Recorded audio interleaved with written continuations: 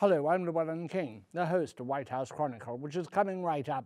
But first, a few thoughts of my own, and that's where this cap comes in. This cap, which is quite a nice cap, it's sort of got a plaid in it. You would think it was made in Ireland or England. It in fact was made, it says it was designed in the USA, but if you look up here, it says it was made in China. I do wonder how much design there is in a cap. They've been around for quite a while.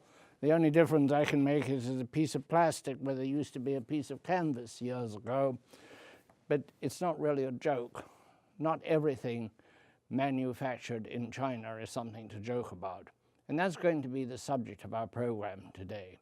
Particularly, we're concerned, or we are looking at concerns about the South China Sea and the claims there by China, backed up by a vigorous construction program on some reefs and atolls. We're going to be looking at that. It is a large headache for the administration and a very much bigger headache for neighboring countries like Vietnam. Linda, would you like to introduce our guests? I would, Llewellyn. Our first guest today is Sean Henseler. He is professor at the United States Naval War College, College of Operational and Strategic Leadership. Welcome to the program, Sean. Thank you. And our second guest is an old friend, Jim Ludes. He is director of the Pell Center for International Relations and Public Policy at Salve Regina University. I'd like to begin by asking you to give us a little brief explanation of the situation in the South China Sea. And I might say there's an excellent report from the Boston Global Forum in Boston, obviously, on the South China Sea. I think you've seen that. You may even have contributed to it. How do you see the situation? What is happening? Well, what is happening lately is that the United States recently conducted what's called a freedom of navigation operation in the South China Sea to assert our rights of freedom of navigation. But it goes much beyond the events of the last week. And if I don't know how we could go very far back, but maybe I could take you as far back as May of this year when our Secretary of Defense took a good hard look at the significant land reclamation that you mentioned. The Chinese have built up 7 different, I'll call them landforms for the moment. Some people refer to them as artificial islands, but there's actually a significance to that. But massive land reclamation on 7 different disputed areas in the South China Sea, to the extent that they actually have harbors, an airstrip on one, radars and other such things. And it became such a concern, the Secretary of Defense asked the Department of Defense for options to potentially conduct what's called a freedom of navigation operation because the Chinese have... And I might say that's an expression we're going to hear. The acronym is FONOPS, and we're going to hear a lot about FONOPS in the months ahead. That's correct. I mean, FONOPS is the term. It stands for Freedom of Navigation Operation.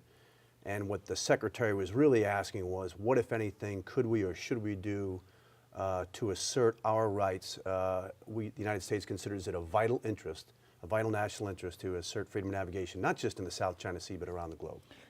Jim, the South China Sea has been claimed by China since the late 1940s.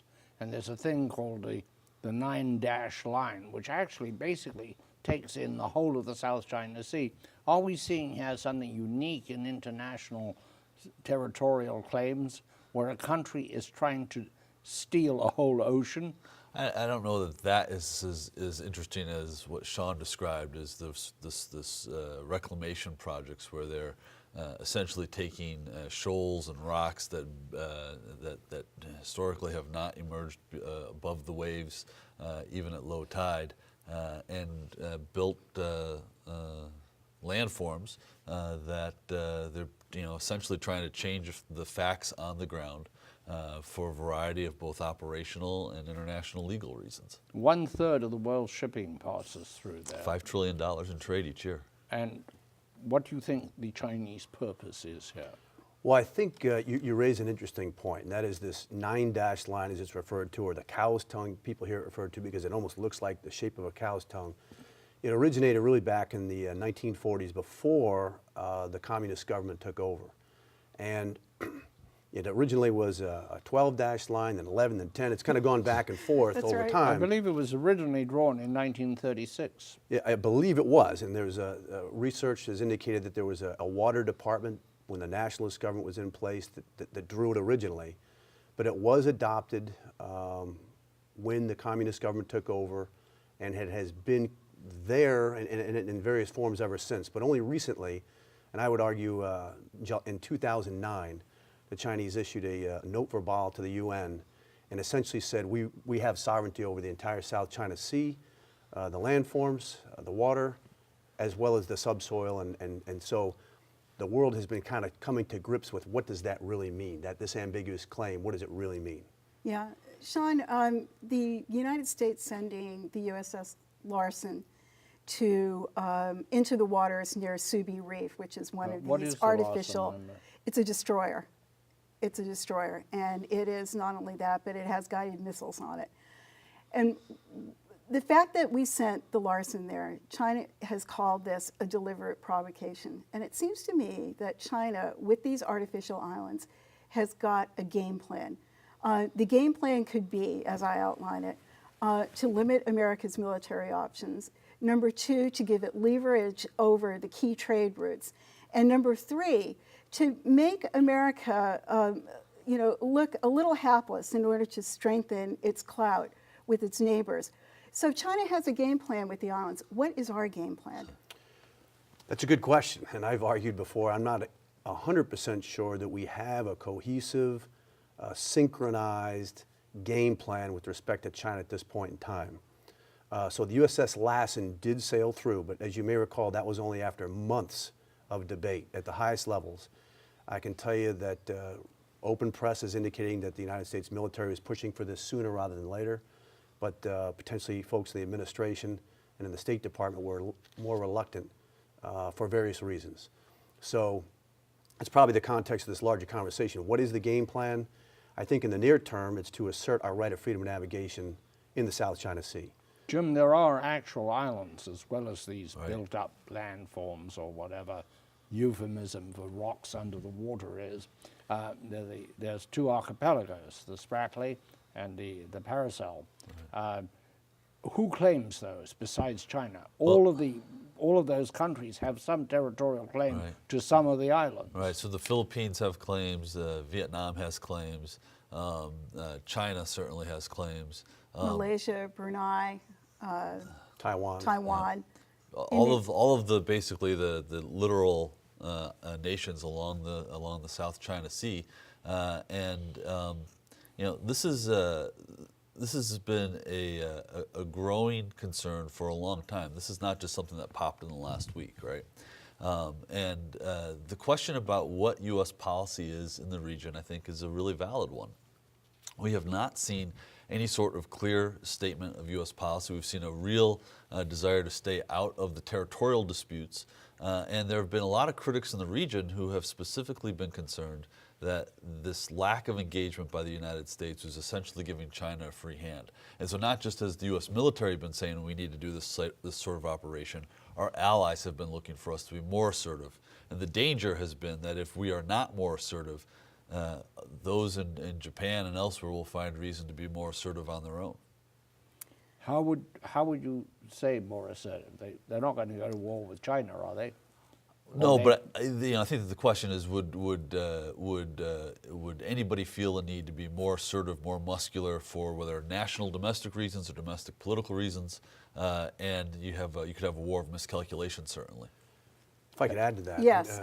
Both in the open press, Australia has indicated that the military planners are actually planning for the possibility of a freedom of navigation operation, this being the Australian military, and Japan has indicated that they're potentially considering something along those lines as well. And I would add that the United States has encouraged other nations to assert rights of freedom of navigation in the area, and so I agree with what you said. The possibility for miscalculation is something. It's not just the South China Sea. Japan is interested in claims that China has in the East China Sea. Somebody once said to me that one of the unfortunate things in Asia is that oceans are named after countries, and then they think they own them. Well, and you know, in 2011, then Secretary of State Hillary Clinton made a bit of a gaffe when she referred to the South China Sea as the West Philippine Sea. Right, exactly. And that could have caused quite a diplomatic kerfluffle if it had gotten more attention. I think Linda, let me ask you, in your research, what do you think that the long game for China is? Well, I think this is it's an interesting question for a number of reasons. But foremost, it could be a huge historical one, which is that China was a continental power for so many centuries. It is now at a point through its economic prosperity that it can become a maritime power. What it does with that maritime power, I think, is still unfolding in China. Would you agree with that, I think Sean? that's exactly the question. You know, China is clearly a rising power, both economically and militarily, and it has been historically, as you I think rightly point out, a land-centric. But in terms of its maritime now, it has a blue water navy, legitimately. It has vessels that are patrolling off the Horn of Africa, anti-piracy missions. There's talk of a base in Djibouti. They patrol in the Indian Ocean. They patrolled in the Aleutians. They have vessels coming for the first time ever to Mayport, Florida, to visit the East Coast here next week. And so how they choose to use that power is really the question that people are really asking. And I think the thing is that we're operating on this post-World War II model. Our post-World War II model said freedom of navigation, peaceful settlement of disputes, and also fidelity of contracts. China is trying to actually put their own stamp on things. What their stamp on that is going to be, as I said, is still unfolding. But certainly to us, when we look at China building another aircraft carrier, when we look at their Coast Guard building what is called the monster cutter, it says to us that they're militarizing. How do we tamp this down? And I think that we've had some exchanges between our Navy and between the Chinese Navy recently that would say we're trying to cool this off. Yeah, I think you tamp this down is an interesting word, but we've had significant military-to-military contacts with the Chinese Navy in particular over the last several years. Our CNO just had a VTC, our Chief of Naval Operations just held a VTC video teleconference with the head of the Chinese Navy this week. Admiral Harris, our Pacific Commander and Pac Fleet Commanders are going to be visiting there in the near future. We've hosted them here in the United States. And so we've negotiated agreements with respect to unplanned encounters at sea and in the air to try to keep that risk of miscalculation. So if that's what you're referring to. That has an acronym. Hughes. We're going to hear a lot about that. Yeah, so there's a code of conduct for unplanned encounters at sea, but there's also a DOD negotiated document, both air and surface as well. But so those are the types of things that we're trying to do to prevent miscalculation. And we can talk about the Black Sea bumping incidents or other incidents where miscalculation has happened.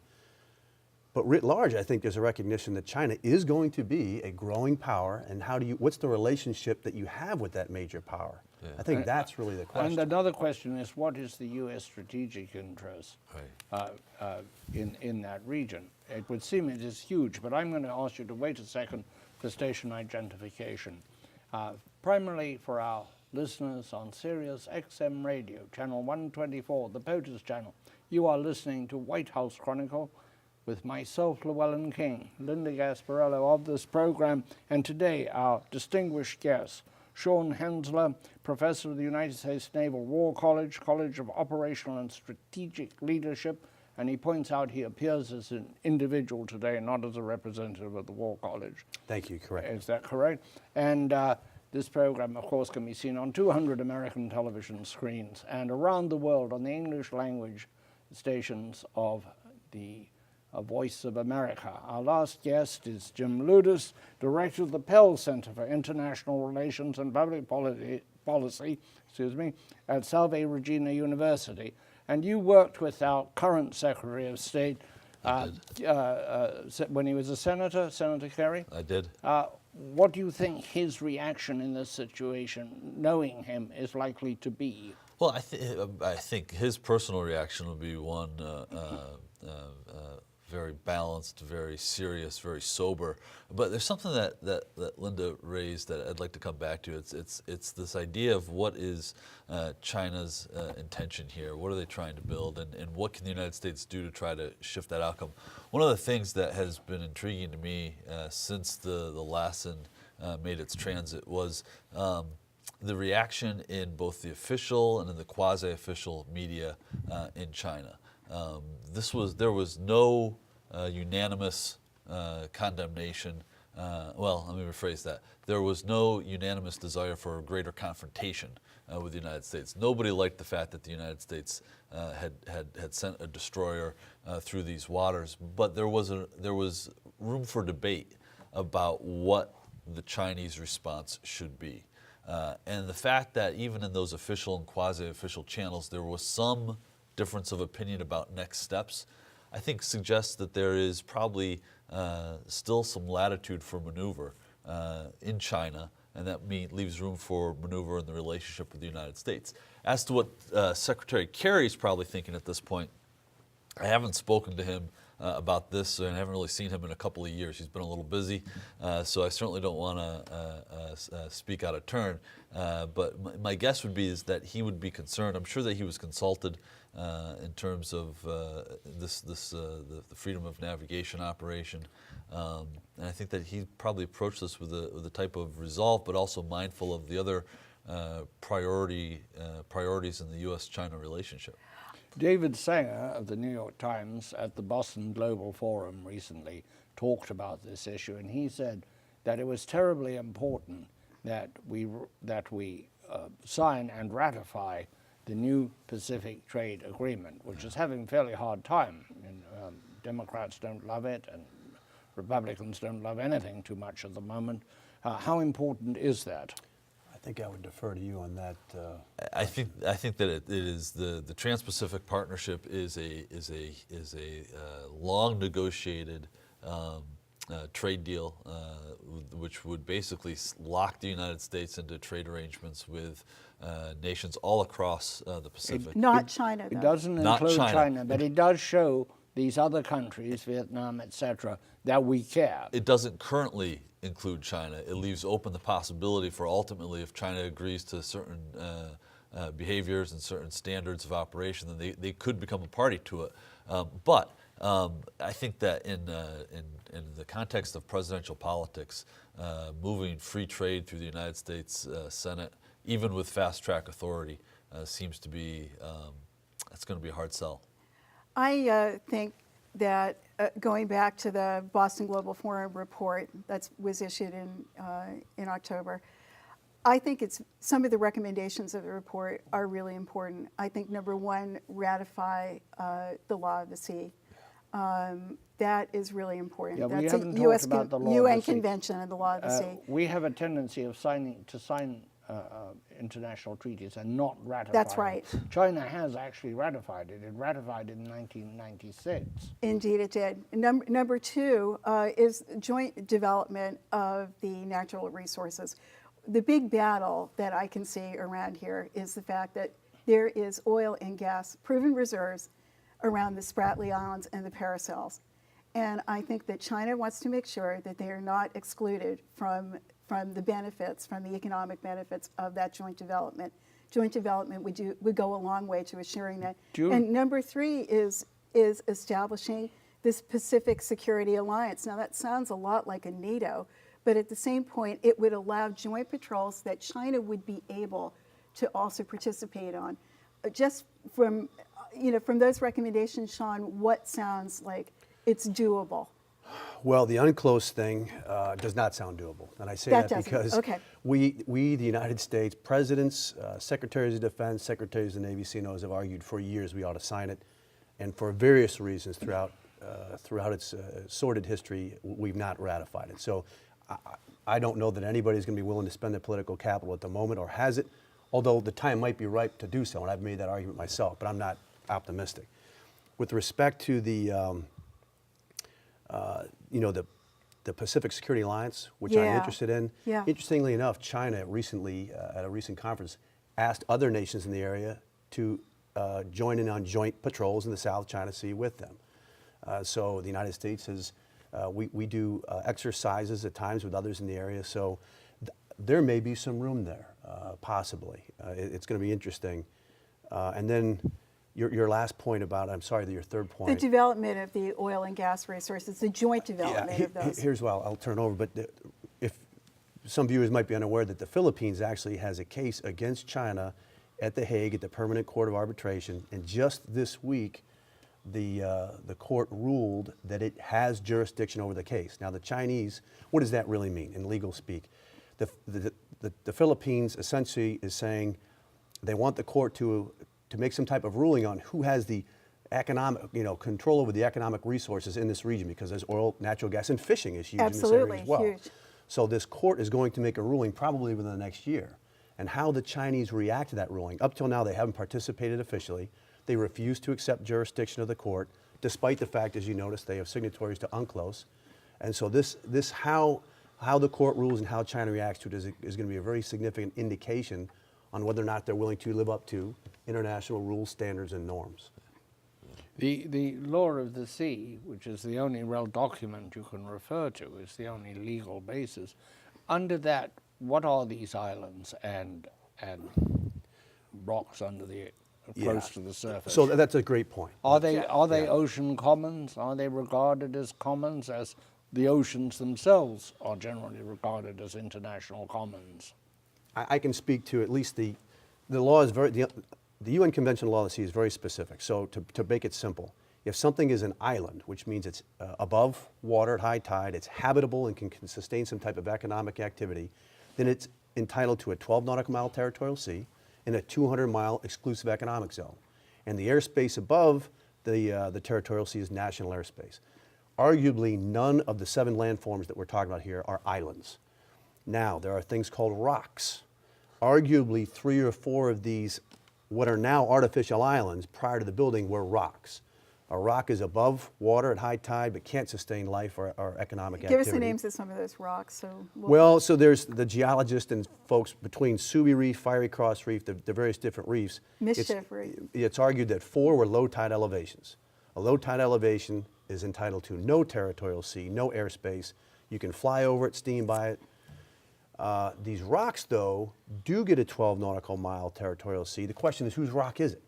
And if it's nobody's rock specifically, does it, or many have argued it doesn't have any territorial sea or airspace because nobody officially has it yet. So interestingly enough, the last one that went through, some reports said it went through an innocent passage. I don't think that's what it did, because we picked a reef that was a low tide elevation prior to the land reclamation. Therefore, it's entitled to no national airspace, no territorial seas. So we didn't go through an innocent passage. We just went through. Yeah. In high seas, exercising high seas freedoms. But I will say, and I'll turn it over to you, the White House put the clamps on folks from talking about exactly what we did, to the point where Secretary of Defense Carter was in front of Congress. They were asking him, did we just sail the last one through? Did we just sail the last one through? And he couldn't answer. And so I think that the strategic communications piece should have backed up what we did. Instead, it's still kind of unclear. Many naval officers think we should have flown helicopters and done everything to ensure that we made clear it was not an innocent passage. Yeah, and the Chinese this week, at least open source reports indicate, flew a couple of fighter jets armed, bristling with missiles through the region after the last, and actually in the last couple of days, just to sort of prove the point that they can operate in this space as well. The lack of strategic communication on this issue is a real problem, and it's been a problem in this entire administration. It's a failure to communicate clearly U.S. intentions. If I wanted to be sympathetic, I would describe it as a form of pragmatism. But I think this is a case where there are long-standing U.S. interests and values at stake, and the U.S. response has been pretty quiet heretofore. Let's move from the immediate issue of the rocks in the South China Sea to the larger matter of relations with China, which depends very heavily on us for trade. We're a very huge trading partner, and the rest of the democratic world. Likewise, there was a rather funny case in Europe where when they tried to impose sanctions for dumping, I think, on China for women's bras, there were not enough bras to go around, and Peter Mandelson, who was the EU Trade Commissioner, had to back down. The women of Europe wanted their underwear. They did not care about the international importance of it. They simply wanted, and they wouldn't, so to speak. I can attest they can get them from Sri Lanka. But I wonder whether these issues get settled on that issue or not on something else. And that gets to be a side settlement of some bigger issue. When we, for example, some of the relationships we had with the Soviet Union at the height of the Cold War was surprisingly give and take on other issues. What do you think about that? There's certainly plenty of history to support that as a model. There was also a lot of press in the last couple of weeks about the Chinese president's visit to the United Kingdom and the trade relationship that seems to be growing. And is England China's best friend in Europe? And what does that mean for the special relationship with the United States? Well, I thought a lot of that was silly. Well, I agreed. And the relationship with England goes back in actually a very sad way with China, including the mid-19th century Opium Wars, which China has never, I believe, actually gotten over. Because in 1842, or 3, I think, when the Treaty of Nanking was signed, China lost Hong Kong to England, and it was going to be in perpetuity. Yeah. There were also ports that China had to allow British ships to enter as favored ships. Yeah. China's identity now, I think, is very much, I'm not saying that this is payback, but a lot of the way it feels about the West, a lot of the reason why it feels it needs to protect the South China Sea is because that was the typical area of invasion for Western countries. It was through the South China Sea. And so therefore, in this century, China wants to say, all right, we're going to put our mark on this. It's no more England, no more France, no more the United States. We are going to write this history. And the way they write it, I think, is going to be the most important thing. I think you may have something there, but how we respond to their writing of it. Absolutely. And how we look after our friends like Vietnam. I wonder, Linda, in our last few minutes, if you would say something about the Boston Global Forum, which has so informed this program. It's an interesting group of people who have gotten together, who have decided that Asia is an important place to place its focus, especially relationships between countries. But it involves a lot of professors from Harvard, it from does. MIT, it involves from Northwestern, and is Governor Michael Dukakis, who for is instance, the titular head of it all. Absolutely is involved with it. And it is this idea that we need to understand our relationship. We need to make sure that it gets a good start. And we have the opportunity at this turn of the century to make a good start. It's a young think tank. It's a young think tank. Thinking about the South China Sea and about cyber security. That is our program for today. We're so glad you came along. And please come back next week when we will be back on the same stations at the same time. Until then, from myself, Llewellyn King, Linda Gasparello, Sean Henseler, and Jim Ludes, good day.